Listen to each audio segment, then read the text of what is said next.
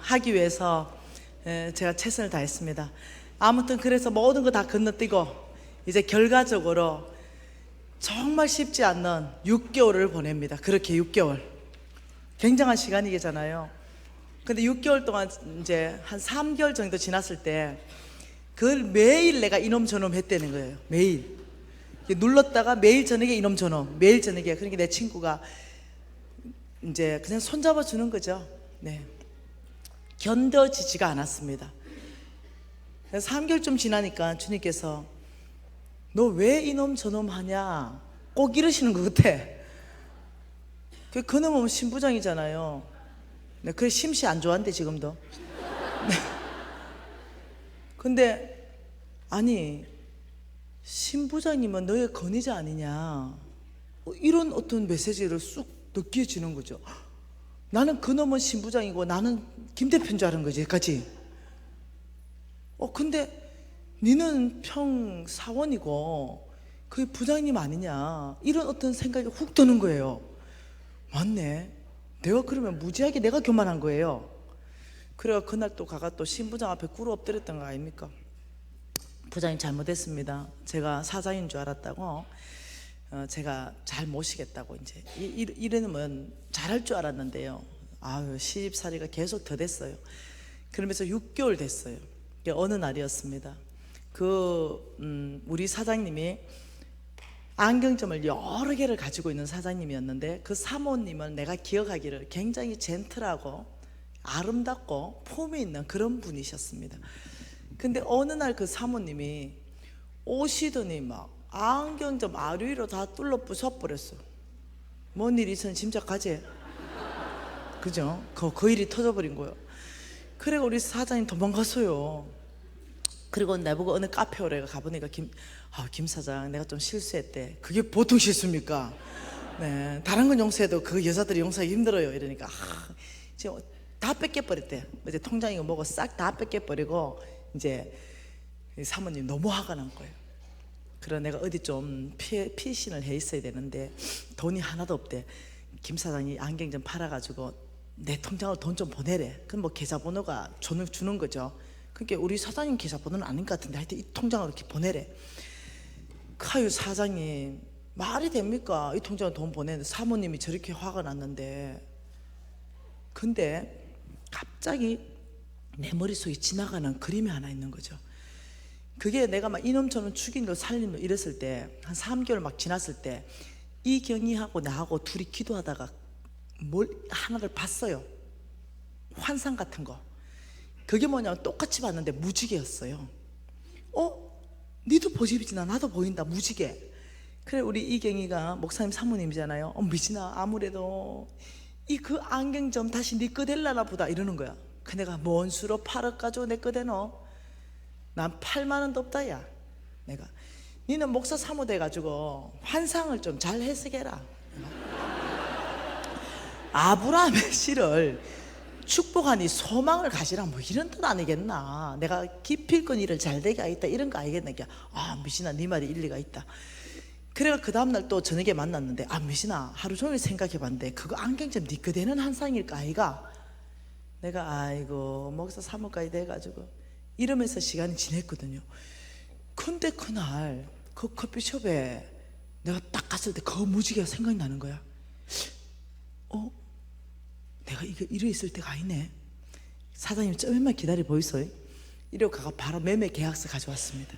사장님 이 팔아가 사장님 못 가져갑니다. 사모님이 가겠어요. 그 돈이 글로 가게 하겠어요. 나한테 파시오.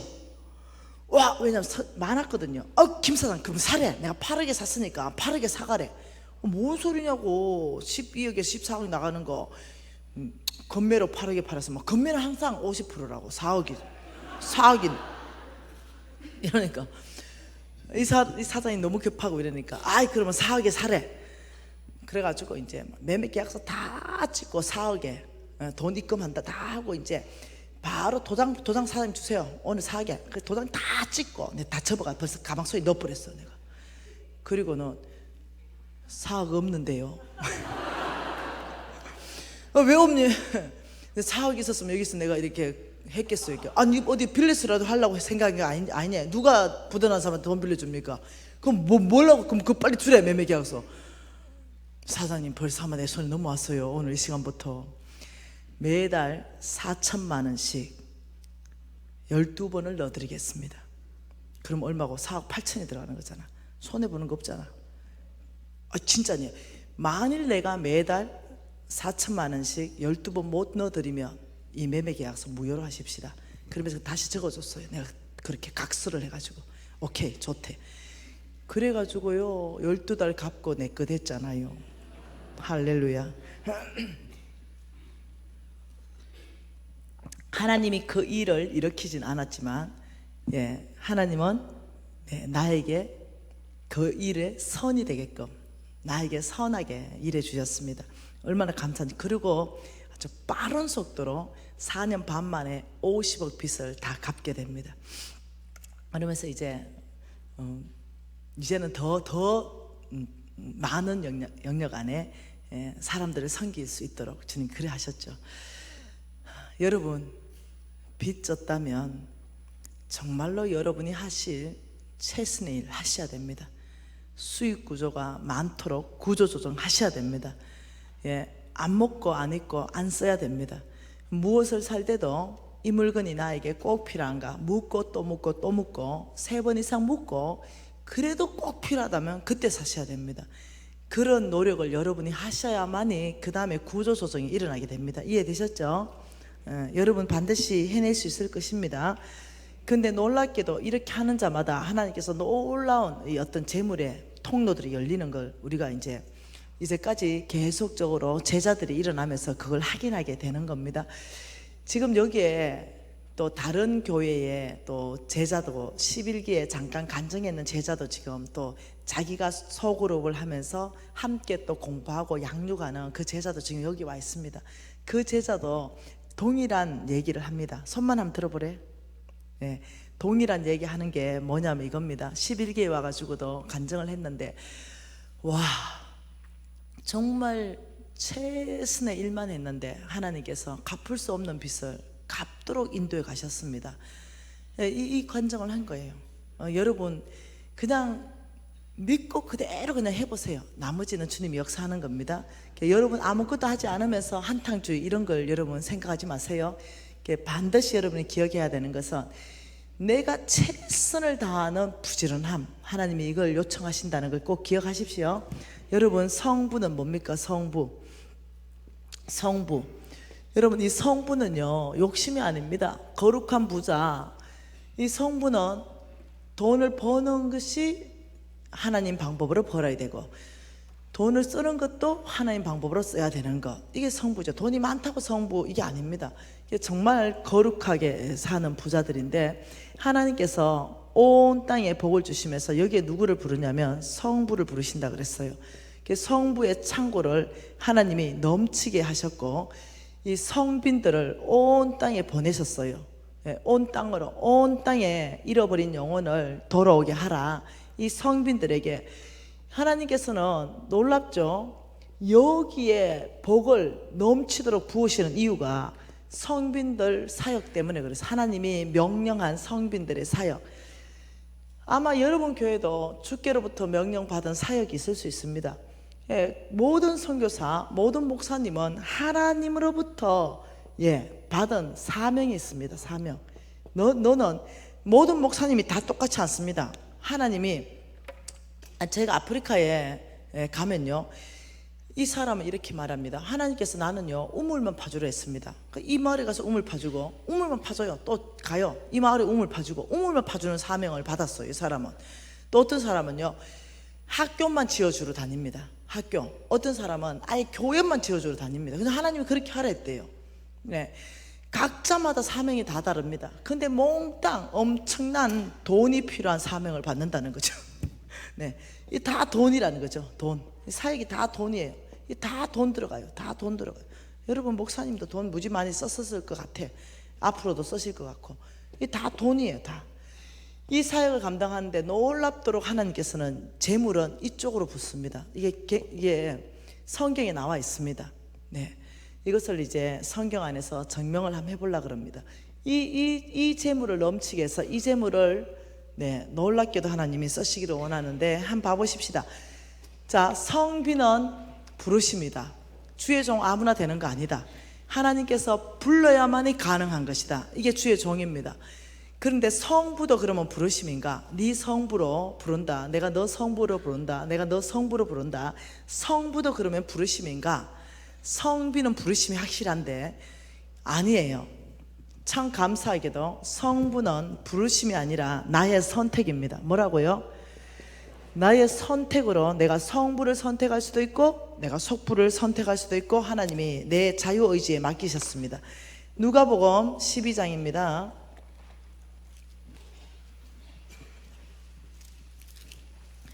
하나님의 말씀은 누가복음 12장 자 16절 17절 두 절 말씀 같이 있습니다. 또 비유로 그들에게 말하여 이르시되 한 부자가 그 밭에 소출이 풍성하매 심중에 생각하여 이르되 내가 곡식 쌓아둘 곳이 없으니 어찌할까 하고 자 한 부자가 있었는데 그 밭에 소출이 풍성했어요. 근데 얼마만큼 풍성했냐면 곡식 쌓아둘 곳이 없을 만큼 풍성했다.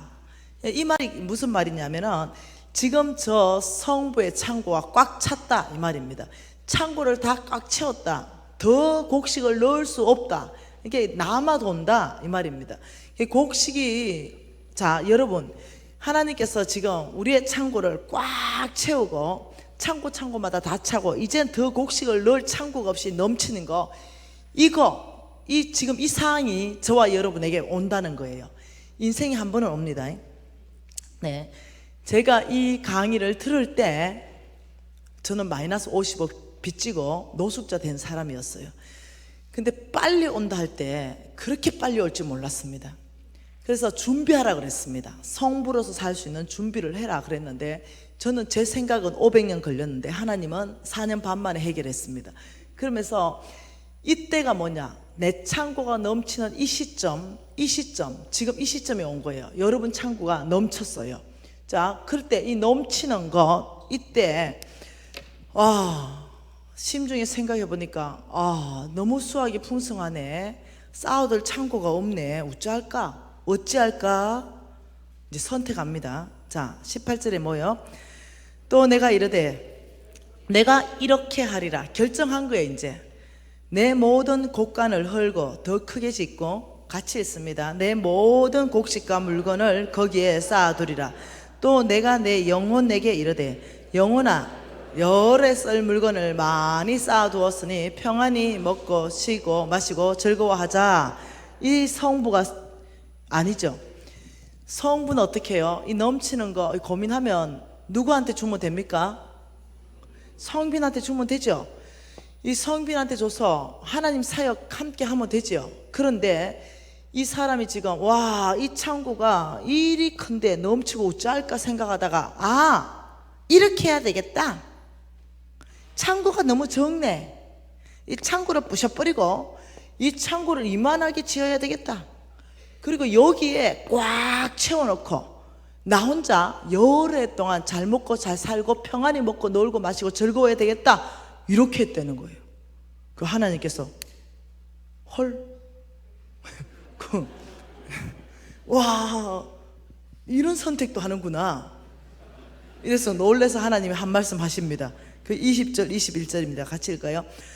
하나님은 이르시되 어리석은 자야 오늘 밤 내 영혼을 도로 찾으리니 그러면 내 준비한 것이 누구의 것이 되겠느냐 하셨으니 야, 네 어리석다. 큰 창고 짓는 너는 어리석은 선택을 했다. 왜? 오늘 밤 네가 죽거든. 네가 죽으면 그 큰 창고의 것 다 누구 거 되니? 이렇게 말한 거예요. 이 질문은요 오늘 기록된 말씀을 통해서 저와 여러분에게 하는 질문입니다. 이 질문을 바꿔보면 이겁니다. 내 하나님 여호와를 기억하라. 그가 내게 재물 얻을 능력을 주셨습니다. 그 재물 얻을 능력이 와가지고 10억을 벌었어요. 아파트 한 채 샀습니다. 10억을 또 벌었어요. 아파트 한 채 또 샀어요. 하나님이 아파트 왜 두 채 왔다 갔다 하면서 사나 이러니까 아니요, 한 채는 아들 겁니다. 그래, 오케이, 이해된다. 아파트 한 채 10억까지 또 샀어요. 왜 그러냐? 딸 겁니다. 오케이, 그것도 이해된다. 또 아파트 돈 줬어. 아파트 또 샀어요. 뭐하냐? 노후 대책입니다. 또 샀어요. 네 빌딩 왜 샀노? 이렇게. 이것도 노후 대책입니다. 아무리 하나님 부어줘도 주머니 다 닦아 넣어버려. 그러니까 이게 뭐냐? 큰 창고 짓는 모습입니다. 그러니까 하나님이 뭐라 했냐면 21절에 뭐랍니까? 누구의 것이 되겠느냐 하셨으니 자기를 위하여 재물을 쌓아두고 하나님께 대하여 부여하지 못하구나. 그래서 하나님께서 뭐라고 말하냐면 너희들은 속부다 이렇게 말해요. 속부. 세상에 속한 부자. 너희들 첫 번째 속부의 정의를 뭐라고 말하냐면 자기에게는 부요하고 하나님께는 인색한 사람이 속부다 이렇게 말하는 거예요. 예, 자기한테는 아무리 부어줘도 또 샀고 또 샀고 또 샀고 집 사고 또 사고 또 사고 땅 사고 사고 사고 빌딩 사고 사고 사고 하나님 나라에 아무리 필요해도 안 내놔요. 이게 속부다 이렇게 말하는 거예요. 자기에게 부여하고 하나님께 인색 안 자는 속부다. 그러면서 이렇게 말했습니다. 네가 어리석은 자야. 오늘 밤 내 영혼을 도저 찾으려면 네가 준비한 그 큰 창고, 이 어마어마하게 네가 큰 창고, 내가 준 거 몽땅 이 큰 창고에 다 넣어놓고 여기에 꽉 채워놓고 쓰려고 했던 거 큰 창고에 꽉 찬 보물 그거 누구 거 되냐? 이렇게 질문했어요. 그 대답해야 돼요. 오늘 우리가 그 질문에 대답해야 돼. 예를 들면 이겁니다. 박권사, 너 아파트 지금 세 채나 사놓은 거, 너 빌딩 한 채 사놓은 거, 내가 아무리 쓰고 싶어도 안 내놓고 사놓은 거 빌딩 하나 아파트 세 채 그거 네 오늘 밤 죽으면, 하나님 오늘 밤 죽이면 없습니다. 가야 되지. 너 오늘 밤 내가 너 영혼을 도로 찾으리니 찾겠다. 그러면 네가 준비한 빌딩 그 다음 네가 아파트 3개 누구 거 되냐? 지금 이 질문이에요. 박권사님 계시면 대답해봐요. 오늘 밤 죽을 박권사. 여러분 같이 대답해보면 뭐예요? 누구 거 됩니까? 오늘 밤 죽으면 그 빌딩 누구 거 됩니까? 누구 거요? 아들 거. 그렇죠. 남편한테는 못 주지. 자식 거 자식 거 된다. 여러분 자식 거 되면요 오늘 죽어준들 뭐가 여한이 있겠어요? 자식 거 되는데 내가 번 거 몽땅 모래내가 내 자식 다 주는데 내가 오늘 죽으면 여한이 없죠. 야, 너 어마어마하게 큰 창고 지어놓은 거 너 죽으면 누구 거 되냐? 자식 거 될 것 같으면 이 질문을 했겠습니까? 하나님이 자식 거 될 것 같으면 이 질문을 했겠어요?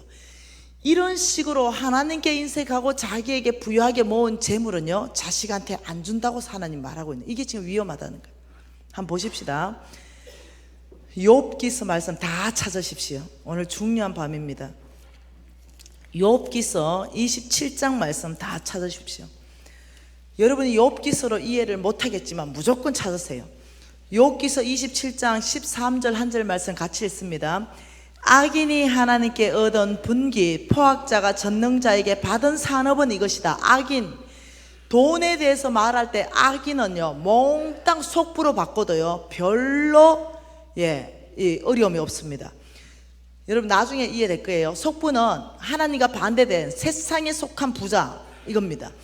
속부가 하나님께 얻은 분기, 속부가 전능자에게 받은 산업은 이것이다. 이게 뭡니까? 결과는 이거다 이 말입니다. 14절 그의 자손은 번성하여도 칼을 위함이요 그의 후손은 음식물로 배부르지 못할 것이며 그 남은 자들은 죽음의 병이 들 때 묻히리니 그들의 가부들이 울지 못할 것이며 그가 누구요? 속부요. 그가 비록 은, 보석, 티끌같이 쌓고 의복을 진흙같이 준비할지라도 속부가 준비한 것은 의인이 입을 것이요 의인이 입을 것이요 속부의 끈을 누구한테 주겠다고 지금 말하는 거예요? 이 사람의 이 재물을 하나님은 의인에게 주겠다. 의인이 입을 것이다. 이렇게 말합니다. 그리고 죄 없는 자가 차지할 것이다. 여러분, 너의 자녀가 후손이 음식물로 네가 그렇게 하나님께 인색하고 네만을 위해서 살아. 내가 아무리 너를 재물을 줘도 이렇게 살았다면 너의 자손이 네가 모은 음식물로 배부르지 못하게 할 것이다. 무서운 얘기입니다. 네가 티끌같이 은과 의복을 준비했다 하더라도 네 준비한 것을 내가 부에 이동을 시킬 것이다. 의인에게 옮길 것이다. 이걸 이해하려면 미가서 말씀을 이해해야 됩니다. 요나서 다음에 미가서. 미가서 6장 말씀을 보면 이해가 됩니다. 미가서 6장 10절, 11절, 12절 석절 말씀 같이 한번 읽어볼게요. 악인의 집에 아직도 불의한 재물이 있느냐? 축소시킨 가증한 에바가 있느냐? 내가 만일 부정한 저울을 썼거나 주머니에 거짓 저울추를 두었으면 깨끗하겠느냐? 거부자들은 누구요? 악인 말입니다. 악인, 거부자. 악인들, 속부를 말하는 겁니다. 강포가 가득하고 그 주민들은 거짓말하고 그 혀는 입에서 거짓되다. 만몬에 사로잡히면 부정직한 삶을 산다 그랬죠. 이 속부들은 만몬에게 사로잡혔기 때문에요, 부정직한 삶을 삽니다. 불의한 재물, 가증한 에바, 부정직한 저울, 입에는 거짓말하고. 예, 속부의 두 번째 뚜렷한 특징이 뭐냐면요, 놀랍게도요, 부정직한 삶입니다. 부정직. 왜 부정직한 삶이 나옵니까? 네, 돈이면 내가 행복하니까요. 네. 이런 데 쏘아버리니까요. 이게 부정직한 삶을 하는데, 그러므로 13절에 그러므로는 항상 결과입니다. 네가 그렇게 부정직한 삶을 삶으로, 네가 속부임으로, 자기에게는 부여하고 하나님께 인색함으로, 그러므로 같이 있습니다. 나도 너를 쳐서 병들게 하였으며 내 죄로 말미암아 너를 항폐하게 하였나니 내가 먹어도 배부르지 못할 것이며 항상 속이 빌 것이며 내가 감추어도 보존되지 못하겠고 보존된 것은 내가 칼에 붙일 것이며 내가 씨를 뿌려도 추수하지 못할 것이며 감람 열매를 밟아도 기름을 내 몸에 바르지 못할 것이며 포도를 밟아도 술을 마시지 못하리라. 속부의 결과입니다. 첫 번째는 병을 보내겠다. 병. 두 번째는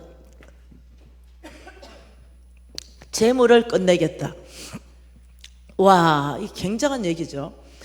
그러므로 내가 너에게 병을 보낼 것이고, 그러므로 너는 먹어서 배부르지 못하고 속이 비고, 그러므로 네가 감춰놓은 것까지도, 보존된 것까지도 내가 찾아서 칼에다 붙이고, 그러므로 너는 씨를 뿌려도 추수하지 못하고 감람 열매 밟아도 기름 못 바른다.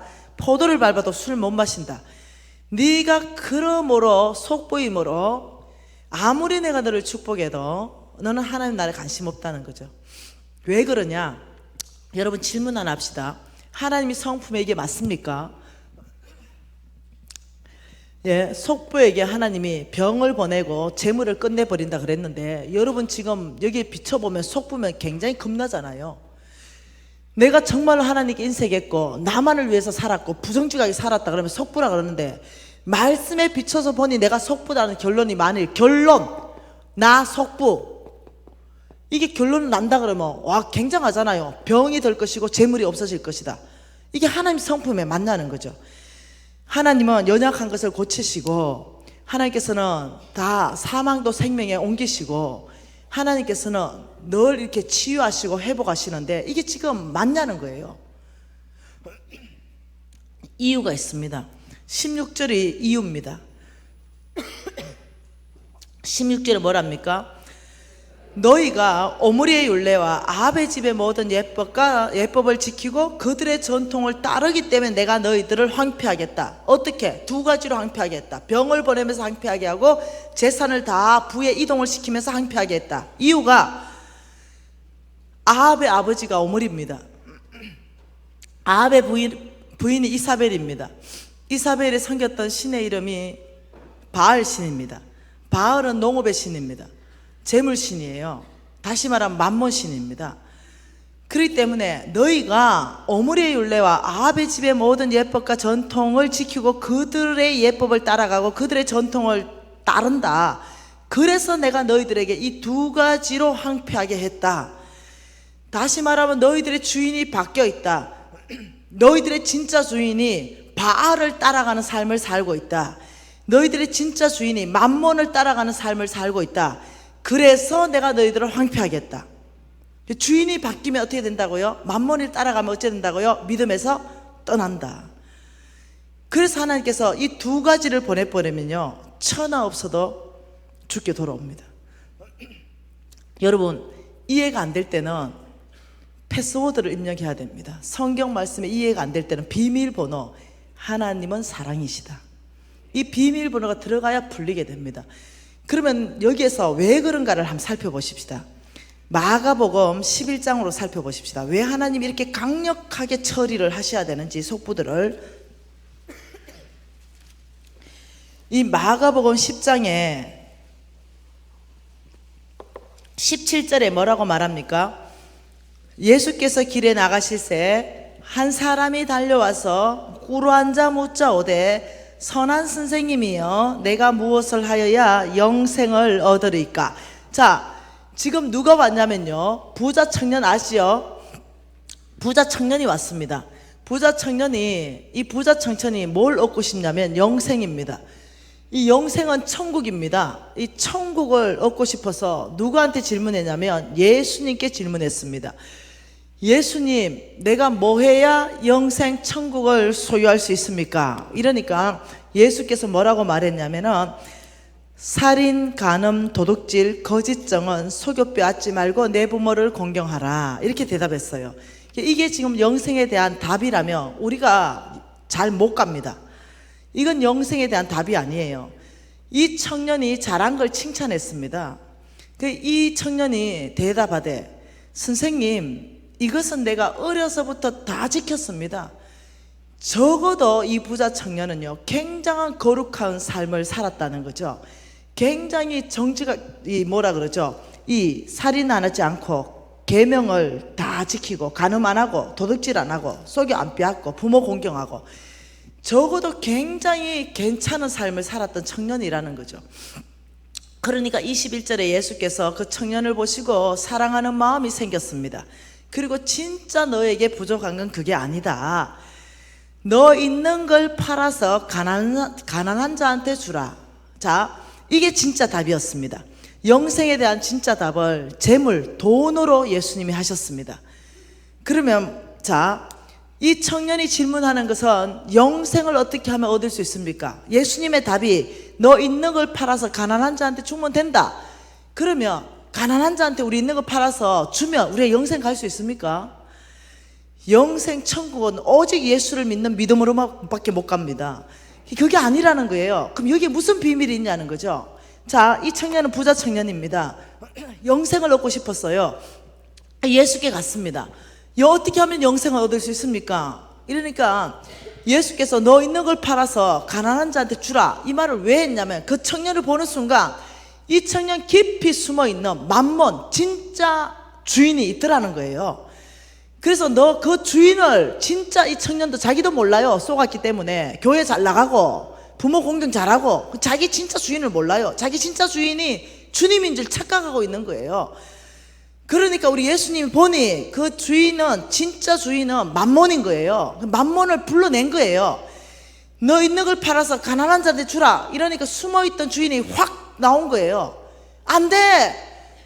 네가 뼈 빠지게 안 먹고 안 쓰고 네가 저축해놓은 돈을 저 선생이 지금 뭐라고 하냐, 이걸 가난한 자한테 주라면 말이 되냐, 빨리 저 선생을 떠나가야 돼. 창세기 3장 사건이 터진 거예요. 선악과 따먹지 말아라. 따먹어라. 따먹었어요. 너희가 로마서 6장 16절에 너희가 누구의 말에 순종함을 받으면 그 순종함을 받는 자의 종이 되는지를 알지 못하느냐. 이 청년 누구의 말을 듣는가? 사탄, 자기 진짜 주인의 말을 듣게 돼 있다니까요. 여러분, 진짜 주인의 말을 듣게 돼 있어요. 그 자기 진짜 주인, 그 사탄, 만몬이 빨리 예수를 떠나가. 빨리 예수를 떠나가. 우리 다 아는 사실이 뭡니까? 근심하면 예수를 떠나갔다. 이거 다 아는 사실 아닙니까? 그러니까 우리 예수님이 너무 참 안타까우셨어요.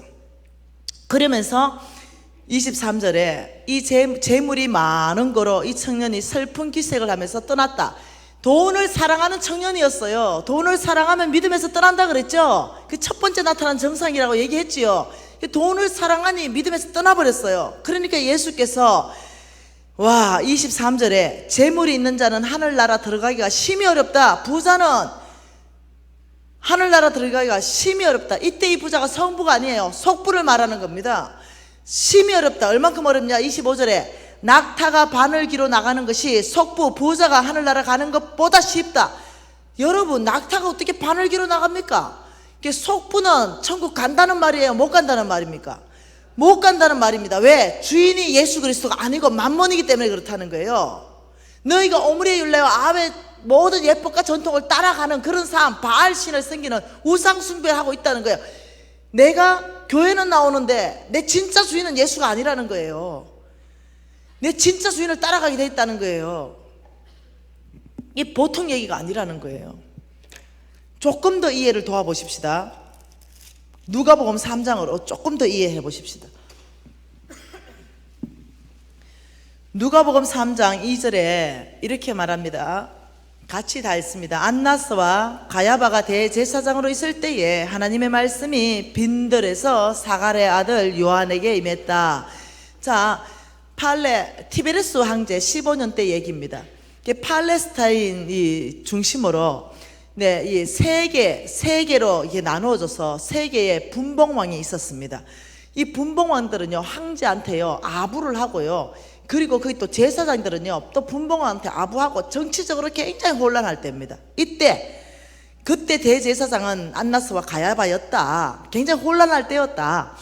이때에 하나님의 말씀이 빈들에서 사갈의 아들 요한에게 임했다.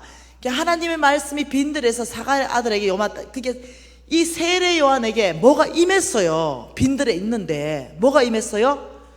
오늘 말씀에 보니까 세례 요한에게 뭐가 임했어요? 하나님의 말씀이 임했어요. 훅 세례 요한에게 임해버렸어요.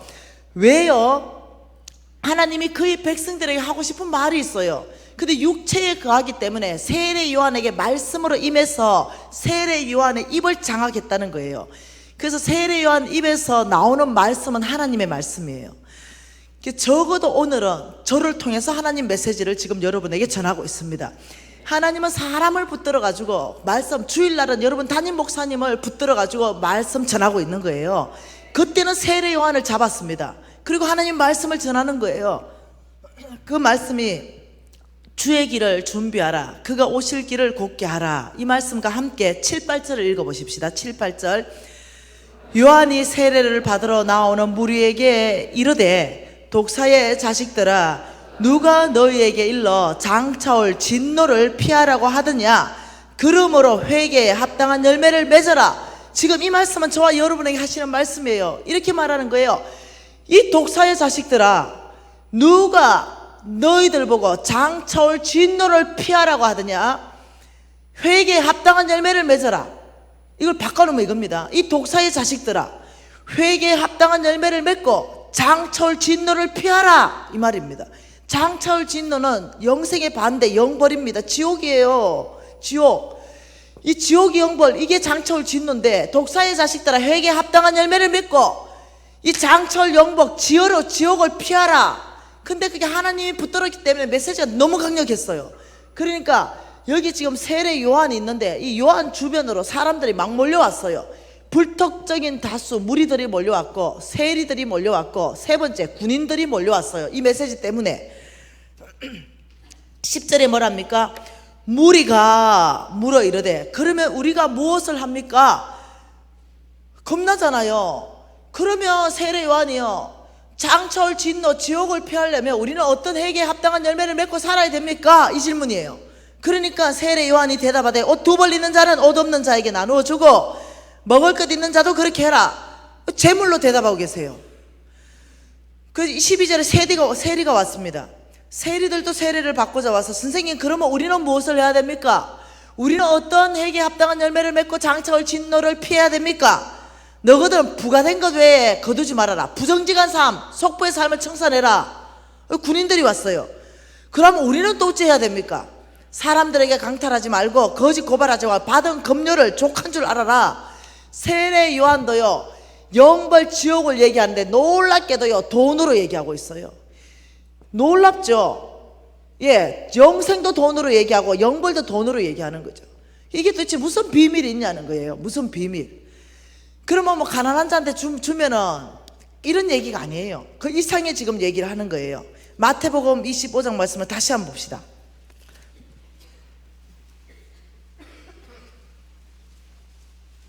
마태복음 25장에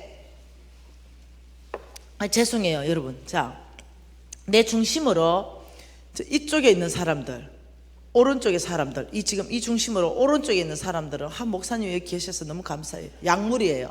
오늘 천국 갈 약물이. 그날에 반드시 그렇게 구분합니다. 그리고 죄송해요, 이쪽에는 오늘 지옥 갈 염소물이에요. 이게 예수 교회 나온다고 이게 되는 게 아니에요. 이게 우리가 곧 있을 일이에요. 그 생각을 하고 읽어보자는 거죠. 자, 33절 읽습니다. 양은 그 오른편에, 염소는 왼편에 두리라. 그때에 임금이 그 오른편에 있는 자들에게 이르시되, 내 아버지께 복받은 자들이야, 나와 창세로부터 너희들을 위하여 예비된 나라를 상속받아라. 창세로부터 너희를 위하여 예비된 나라가 뭡니까? 천국입니다. 천국을 상속받아라. 이유를 설명합니다. 뭡니까? 내가 줄일 때 너희가 먹을 것을 주었고, 목 마를 때 마시게 하였고, 나그네 되었을 때 영접하였고, 헐벗었을 때 옷을 입혔고, 병들었을 때 돌보았고, 옥에 갇혔을 때 와보았다. 천국을 상속받아라 이러는데 이유가 이거예요. 돈 잘 썼다 이거죠. 그러니까 아니 우리가 언제 그렇게 주님을 돌봤습니까? 이러니까 40절 중반절에 지극히 작은 자 하나에게 한 것이 나에게 한 거다 이랬어요. 그러더니 바로 왼편에 있는 자들을 보면서 41절에 뭐랍니까? 왼편에 있는 자들에게 이르시되, 저주받은 자들이야, 나를 떠나 마귀와 그 사자들을 위하여 예비된 영원한 불에 들어가라. 왼편 기분이 어때? 상당히 안 좋은 거죠. 왜요? 왜 지옥 가야 돼요? 내가 줄일 때, 목마를 때, 나그네 되었을 때, 헐벗었을 때, 병들었을 때, 옥에 갇혔을 때 너희들이 안 돌봤다. 우리가 언제 안 돌봤어요? 45절에 지극히 작은 자에게 하지 않은 것이 나에게 안 한 것이다. 46절 같이 있습니다. 그들은 영벌에, 의인은 영생에 들어가리라. 여러분 이거 몇 구절만 봤는데요, 성경이 이게 엄청나게 많다는 거 압니까? 이게 왜 그럴까요? 주인이 바뀌어 있다는 거예요. 너희들이 크리스천이 아니라 종교인이라는 거예요. 교회 나오는데 믿음 없다는 거죠. 믿음이라는 그 정의 자체가 뭐냐면은 하나님 말씀 듣고 사는 게 믿음이에요. 하나님 음성 듣고 사는 게 믿음이에요. 그게 정의예요. 근데 바뀌어 있는 거죠, 주인이. 그래 누구 음성 들어요? 만몬의 음성 들어요. 야, 인색하게 살아라. 절대 돈 베풀지 말아라. 쌓고 또 쌓고 또 쌓고. 하나님 나라 왜 쓰냐? 네가 부유하게 살면 되지. 부정직하더라도 돈만 많으면 행복하지. 그 눈 하나 찌끈 까고 부정직하게 살아라. 끊임없이 하나님이 아닌 음성을 듣고 사는 거예요. 믿음에서 떠나는 삶을 사는 거예요. 교회는 나와요. 근데 믿음이 없어요. 믿음에서 떠난 삶을 살아요. 그러니까 미가서 6장 말씀 이제 이해되는 거죠. 너희가 하나님께는 인색하고 나에게는 부유하고 부정직한 삶을 살면, 이런 속부로 살면 내가 너희들의 모든 부를 다른 사람한테 다 옮기고 너희들에게 병을 보내면, 너희가 오므리에 율례와 아버지 집의 모든 예법과 전통을 따라가는 삶, 바알을 따라가는 삶, 만몬에 따라가는 삶을 사니, 바알의 원래 이름 만몬이에요. 그러니 내가 이 두 가지를 보내버리면 이거 그대로 가만 놔두면 뭐 해야 됩니까? 만몬을 따라가는 삶 그대로 가만 놔두면 뭐 해야 됩니까? 지옥 간다니까. 믿음이 없어가지고. 교회는 나오는데 믿음 없다니까. 그 하나님이 너무 사랑하니까 이걸 천국 백성 만들려니까 무슨 방법을 써야 돼. 웬만큼 이렇게 좋게 얘기하고 돌아오면 좀 좋겠어. 그런데 찔긴 거이지. 그러니까 어떻게 해요? 완전 불치병 하나 오고 내 가진 재물 다 날아가서 나처럼 거지 되고 이러면, 여러분 친구도 나를 안 만나주더라니까요. 엄마 없다 해라. 여러분 불치병 걸리고 완전히 거지 돼가 노숙자 되면요, 전화하면 안 받는다니까요. 형제간들도 안 받는다니까요. 그래서 갈 데가 없다니까요. 어디 와요? 교회밖에 없다니까요. 아무도 없을 때 와가지고 펑펑 울면서 주님 한 번만 살려주십시오. 이 소리가 절로 나온다니까요. 남의 말이 아니고 내 말이에요. 그러니까 너희가 오므리의 율례와 아합의 집의 모든 예법과 전통을 따라가는 삶은 저런 삶이다. 저렇게 살면 나는 생명 걸고 너를 사단의 손에서 빼왔는데 내가 다시 너를 사단의 손에 못 넘겨준다. 내가 다시 너를 천국 백성으로 믿음으로 살게 만들 수 있는 방법이 유일하게 두 가지밖에 없다. 병을 보낸 거와 너의 모든 재산을 의인에게 옮겨버리면 너는 믿음으로 돌아올 것이다. 이 땅에서는 고달프지만 반드시 천국 백성으로 살 수 있는 거예요. 믿음이 돌아오니까. 이 꼴 나야 돌아오시겠어요? 놀랍게도 이 꼴 나야 돌아온다는 게 이 꼴 나야. 네. 제가 이 강의를 부산의 큰 교회에서 했다니까요. 대회개가 일어났다니까요, 진짜 그날에. 근데 제가 거기서 잘 수밖에 없는 상황이 있었어요. 저 밥을 먹는데 권사님들 20명하고 같이 밥 먹는데 막 엄청 부자가 밥 사는데 1인분에 20만 원짜리 산다 그랬어요. 난 그거 즐길 수 있어, 충분히. 난 부자라는데요. 그런데 명함 한 장 딱 주는데요, 우리나라에 몇십 대 안에 들어가는 그룹의 회장님 사모님이에요. 내가 잘 아는 그룹. 깜짝 놀랐어요. TV에만 보던 그 사모님이에요. 우와, 사모님 반갑다고. 자기 오늘 밥 산대. 아, 부자니까 밥 사라고. 이러는데 갑자기 사모님이, 아우, 강사님 너무 말씀을 은혜를 받았는데, 그런데 하나님이 꼭 그렇게만 일하지 않던데요. 뭐 어떤 거요? 속보 말입니다. 이래요. 여러분, 돈이 무지하게 많으면요, 건의가 실리는 거 압니까? 좀 더 얘기해 봐라. 이러니까 내가 이제 60살 넘은 사모님인데 내가 인생을 오래 살았는데 속부가 평안하고 재물도 불어나고 그렇게 하나님이 심판 안 하고 잘 죽던데요. 이러니까 속부가 그 메시지 솔직히 부담스럽잖아. 이 권사님, 세계한 권사님들이 그냥 줄 밖에 앉아 부는 거예요. 아, 여러분 또 내 성격이 또 내가 까칠하잖아요. 그래서 내가, 왜요? 사모님 속부입니까? 아, 내가 아니라 내가 살다 보니 하나님은 그렇게 꼭 심판은 안 하시더라고 얘기하는 겁니다. 이래. 좋습니다. 네, 오늘 속부밥 안 얻어 먹습니다. 오늘 내가 계산합니다. 내가 그 400만 원 내가 그날 계산하고 지금도 배 아픈 계산이에요. 그리고는 이제 이 사모님 열받았어요. 그러더니 죄송하다고 자기가 먼저 가겠대요. 나도 열받았어요. 왜? 나를 욕하는 사람은요, 저는 대꾸도 안 합니다. 욕받아 먹을 짓을 많이 했어, 옛날에. 네. 뭐 부정직하게 살았지, 뭐 세금 떼먹었지, 뭐 그랬어요. 나는 내 욕하는 거 눈도 깜짝 안 합니다. 마음대로 해버려라. 내가 괜찮다. 아브라함의 시, 나를 축복하는 자를 하나님이 축복할 것이고 나를 저주하는 자를 하나님이 대적할 거다. 이게 내 믿음이에요. 네. 욕해라 마음대로. 내가 그렇기 때문에 가만 안 놓습니다. 하나님이 대적해 주시도록. 어떤 데를 가끔 너무 세게 욕하는 사람이 있어. 누나를 뽑아버리세요. 내가 이렇게.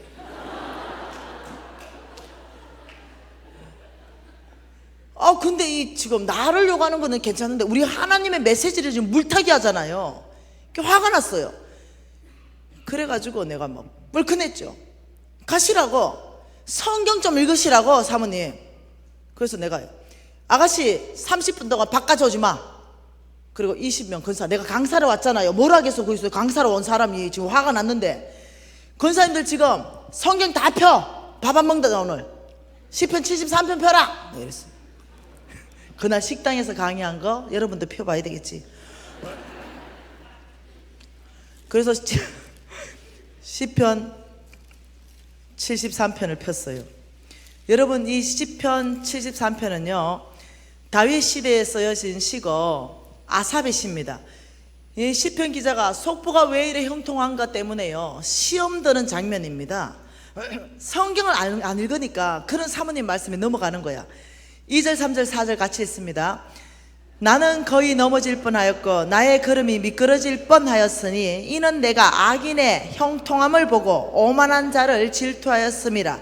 그들은 죽을 때도 고통이 없고 그 힘은 강건하고.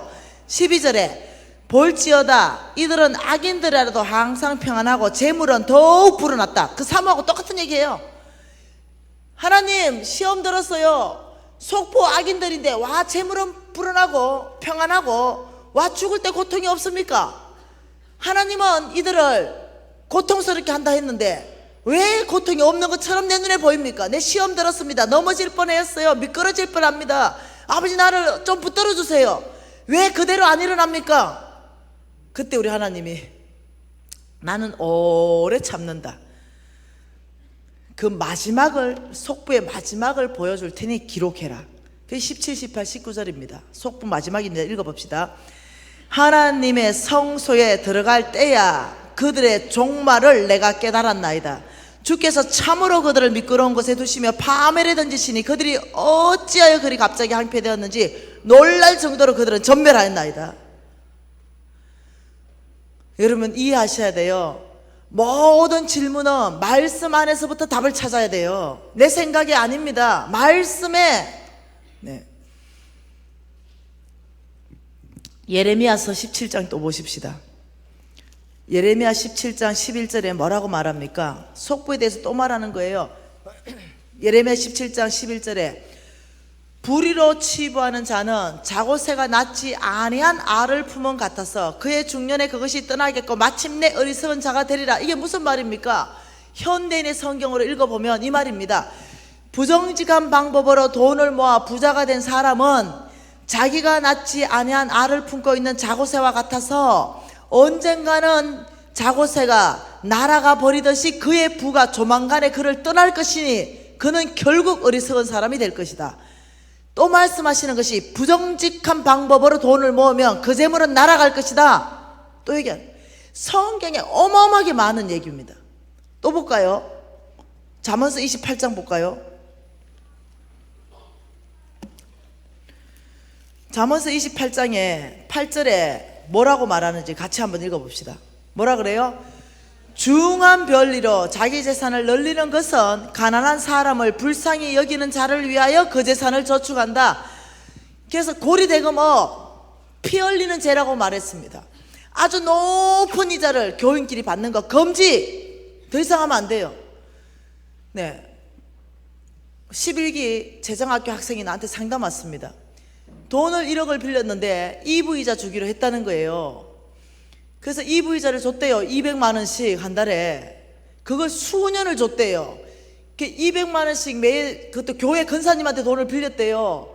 200만 원씩 수년을 주다가 어려워졌대요, 가정이. 그런데 그 원금만 준 게 1억이 더 들어갔대요. 그래가지고 재정학교를 하면서 서소로 가서 내 이웃에 가서 먼저 간절히 구원하되 이 말이 생각나가지고, 근사님 이제는 원금보다 이자를 더 많이 줬으니 제가 주는 돈을 원금에서 좀 빼주십시오. 이자를 좀 멈춰주십시오. 안 된다 그래. 그래서 자기는 더 이상 소망이 없어가 파산 신고를 해야 된다고 이 얘기를 하더라니까요. 얼마나 악독한지. 성경에서는요, 높은 별리로 중한 별리로 그 재산을 네가 모아놨느냐? 가난한 자를 위해서 모아놨구나. 가난한 자에게 그 재산을 내가 옮기겠다. 여러분, 높은 별리로 받고 그 사람의 상대가 가난하다면 이자 멈추세요. 원금만 변제 받으십시오. 이자를 너무 많이 받았다면 원금을 몇 프로 좀 까주세요. 10%, 20%, 30% 아니면 반땅. 잘못하면 그건 다 날아가요. 잠언서 13장엔 또 뭐라 그럽니까? 또 얘기합니다. 잠언서 13장 22절에 뭐라 그래요? 같이 읽으면 선인의 성부의 그 산업은 자자손손에게 가겠다. 하나님 보호하니까요. 그렇지만 죄인의 재물, 속부의 재물은 누구한테 준다? 의인을 위하여 쌓인다. 성경 곳곳에서 말하는 게 죄인, 속부의 재물은 내가 반드시 의인에게 옮길 것이다. 내가 그거를 안 볼 것이다. 왜? 그대로 놔놓으면 믿음으로 떠나기 때문에, 주인이 바뀌기 때문에, 오므리의 율례를 따라가기 때문에, 아합의 예법을 지키기 때문에, 바알신을 섬기기 때문에, 만몬을 따라가기 때문에 잘못하면 그거 천국도 못 온다. 그래서 내가 그 재물을 의인한테 옮기거나 또 병을 보내가지고 그를 겸손하게 만들 것이다. 그 하나님의 사랑이 여러분을 붙잡아 버린다니까요. 하나님의 심판이 아니라 하나님의 사랑이라니까요.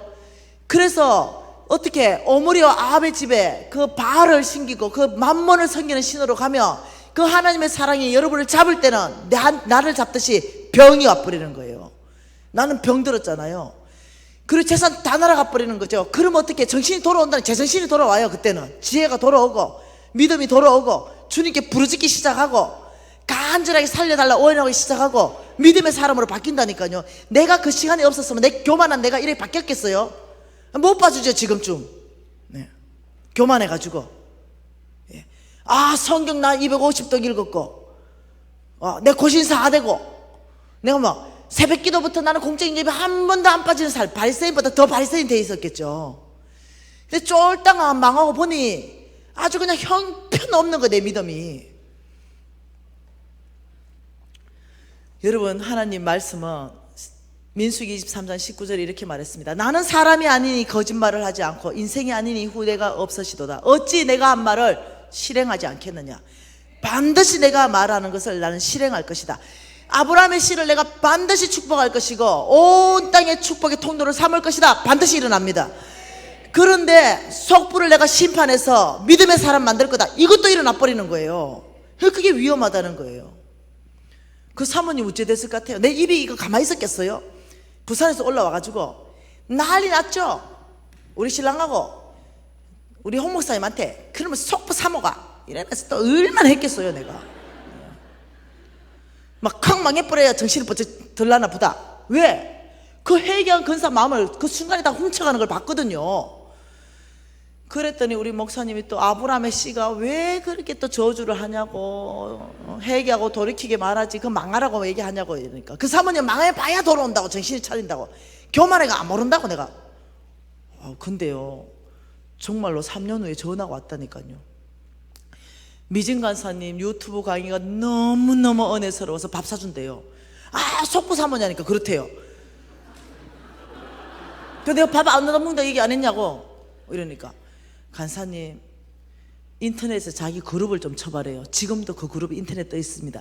서울에 있죠. 2천억씩 되는 그 빌딩 10몇 개 가지고 있습니다. 그 그룹이. 근데요 워크아웃 들어갔어요. 지금도요. 끝났어요. 못 일어납니다. 너무 세게 망해가지고. 그 사모님 뭐라는지 아십니까? 간사님 진짜 은혜가 되네요. 망하면 은혜가 된다면 망하면. 정말로 망한 사람이 내 강의가 은혜가 된답니다. 왜? 새 소망이 제시되니까. 근데 내가 속부인데도 하나님께는 인색하고 자기에게 부여하고 부정직한 삶을 살면서도 내가 돈을 끌어모으고 이렇게 살았는데도 아직 건강하고 아직도 돈이 하나도 안 날아갔고 이래 있다 이러면 은혜가 안 된답니다. 괜히 부담스럽지. 망해야 은혜가 된대요. 여러분 재정학교에 한 의사 선생님이 왔습니다. 의사 선생님은 그 간호사들만 70명을 데리고 있던 의사 선생님이었습니다. 의사 선생님 중풍 걸렸어요. 네. 그래 왔어요. 왜 걸렸나 했더니 저엄마가 죽을 때 300억을 물려줬답니다. 그 이 300억을 가지고 뭐 이제 잘해보려다가 300억 날아가고 그 간호사 70명에 데리는 그 병원 다 날아가고 집 다 날아가고 너무 신경 써가지고 중풍 맞아가지고 의사생활 끝나고 월 500에 20만 원짜리 집에 사는 거예요. 그리고 재정학교 들어와가지고 눈물로서 얘기했어요. 속부로 살지 말라고. 내가 정인이라고. 이 꼴 나야 주님께 돌아온다니까요. 여러분 오늘 이 밤이 한쪽으로는 굉장히 엄중한 밤입니다. 무서운 밤이죠. 그렇지만 굉장히 한쪽으로는요 세컨 찬스의 밤입니다. 아직도 병들지 않았고 아직도 재물이 그대로 남아있으니 얼마나 세컨 찬스의 밤입니까? 한쪽으로는 회개하고 돌이키면 되는 거예요. 내가 오늘까지 속부였지만 오늘까지 내가 예수 안 믿었지만 예수 믿는 순간 내가 천국 백성 되는 것처럼 내가 오늘까지 속부였지만 아버지 내가 속부의 삶을 끊겠습니다. 내가 나에게만 부유하게 살던 삶 하나님께 부유한 삶을 살기 시작하고 부정직한 삶 끊겠습니다. 이러는 순간 성부로 옮겨간다니까요. 그러니 오늘 이 밤은 하나님이 주시는 세컨 찬스의 밤이요. 이걸 놓치겠습니까? 온 성도들이 회개하면서 아버지 오래 기다려 주셔서 감사합니다.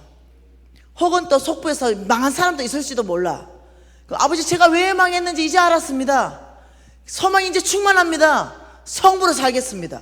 결단이 일어나는 밤 돼야 되지 않겠습니까? 오늘 이 밤에 그냥 보내지 마십시오.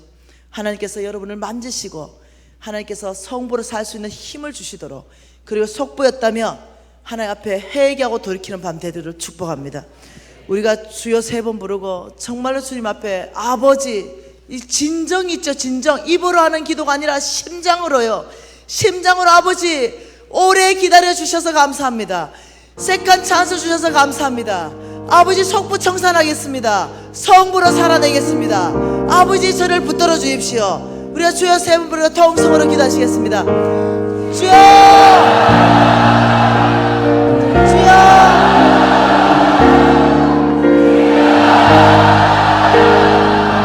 예, 주님 기도하십시오. 각 사람이 주님 앞에 기도하세요. 아버지 색깔 찬스의 밤을 주셨습니다. 아버지 우리의 새로운 날을 주심을 감사합니다. 아버지 이 시간에 우리가 정말 주님 앞에 회개하고 돌이키기를 원합니다.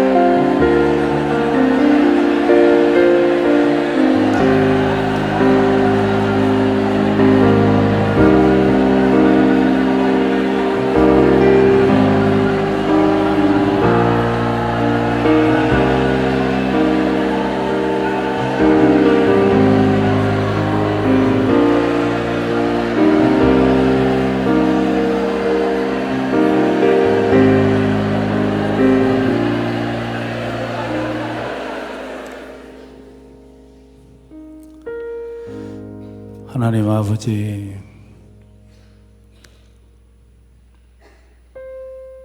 하나님의 모습이 사람의 모습과 같았다고 했던 것은 우리 인간에게 하나님의 지혜를 주시고 또 하나님께서 사람의 모습을 통하여 당신의 말씀을 들려주시는 이유인 줄로 압니다.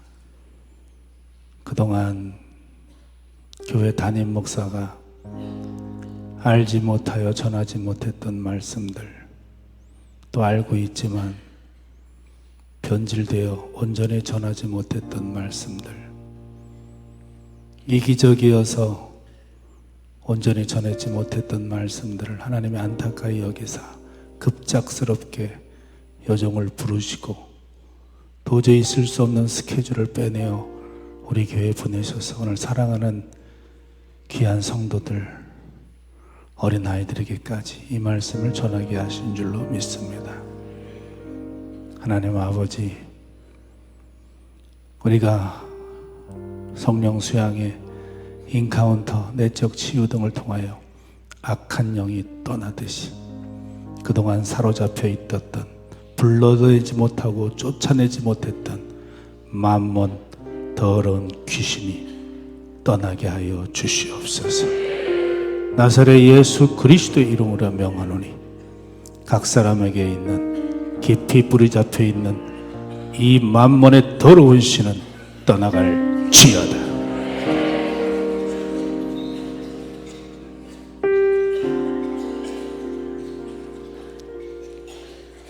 하나님 아버지, 예수님께서 귀신을 쫓아내시사 질병을 치유하셨던 것처럼 안진뱅이를 고치시고 귀신 들린 자를 고치셨던 것처럼 물질에 사로잡혀 있던 만몬의 완전히 주인처럼 여겼던 모든 포로되어졌던 것들이 이 시간 이후 회복되어지게 하여 주시옵소서. 초등학교, 중학교, 고등학교, 청년, 하나님 앞에 인색하고 하나님 앞에 부여치 못하고 돈을 인생의 목표, 행복의 조건으로 만몬신을 섬겼던 모든 다양한 요소를 주님의 시간 깨닫게 하여 주시고 내가 완전히 이제 나의 주 예수 그리스도를 주님으로 고백하는 이후의 삶이 되게 해 주시옵소서. 악하고 더럽고 간교했던 사회의 통념 속에 우리 각 개인에게 무섭게 사로잡혀 있었던 더러운 돈 귀신들, 나와 우리 가정과 우리 교회 속에서 즉시 떠나갈 지어다. 하나님 아버지, 잠깐 은혜 받고 잠깐 생각으로만 마음으로만 회개하는 불쌍한 영혼들 한 사람도 되지 않게 하여 주시고 결단하게 하시고 회개에 합당한 열매를 이후로부터 맺어 거룩한 성부로서의 축복된 삶, 사명자로서의 삶, 하나님의 부르심에 합당한 삶을 사는 우리들이 되게 해 주시옵소서. 예수님의 이름으로 기도드립니다.